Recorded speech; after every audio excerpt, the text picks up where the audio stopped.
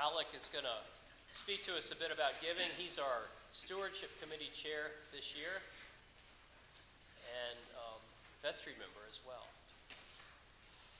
Welcome, Alec.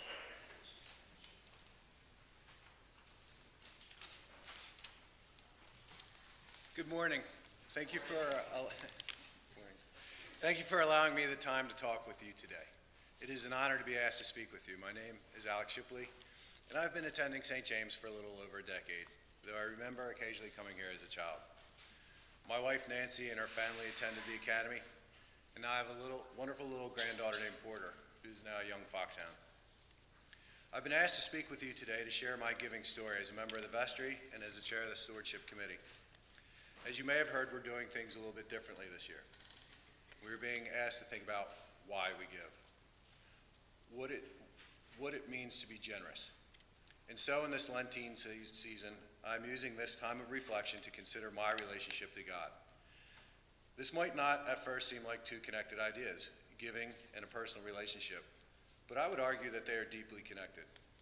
On page 21 of the book, we are asked to read together Practicing Extravagant Generosity.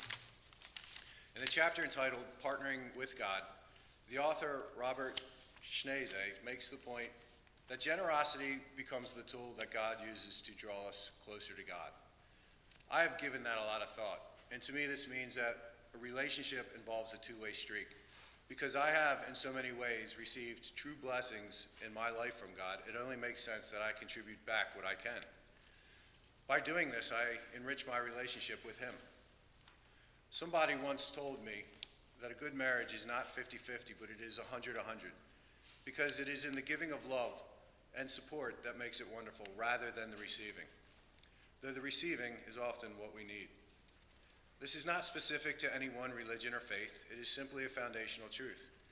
Even Marcus Aurelius said, quote, "To nature who gives and takes back all, the man who is instructed and modest says, give what thou wilt, take back what thou wilt." And he says this not proudly, but obediently and with goodwill, end quote. And so in order to thoughtfully and prayerfully strengthen my relationship with God, I choose St. James as a means to give to God, who has given so much to me. What does giving mean? As my wife will tell you, our most important resources are time and money. And being a teacher, it is clear why I give time. It is precious to me. But in contributing what I can to this church, I can build my relationship to God by helping St. James continue to grow. What a wonderful way for me to enrich my spiritual growth. Even in the writings of these words, I am forced to think about my relationship with God.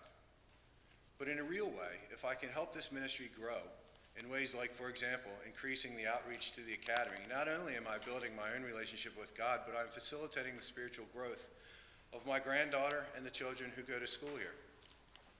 We do this by ensuring that we have the funds to hire full-time priests rather than relying on Father Joe to do the task of two, and of relying on Father Matt and Father Rick to volunteer their time, for which we are truly grateful. So in the end, my story of giving is a selfish way that I use this wonderful community as my way to increase my relationship with God. I do this by examining how I can contribute my resources to a place that I love. I really believe in the spirit of a place. I feel it where I work, that at a school that strives to teach young men to grow in excellence and integrity. I felt it in a medieval church in Italy, where I first truly heard God call out and open this new relationship with me. And I feel it here in this parish, in this hall, where I have a sacred responsibility to answer Him. I invite you all this season of Lent to reflect on where you are on your path of generosity and join me in thinking about what it means to have a relationship with God. Thank you.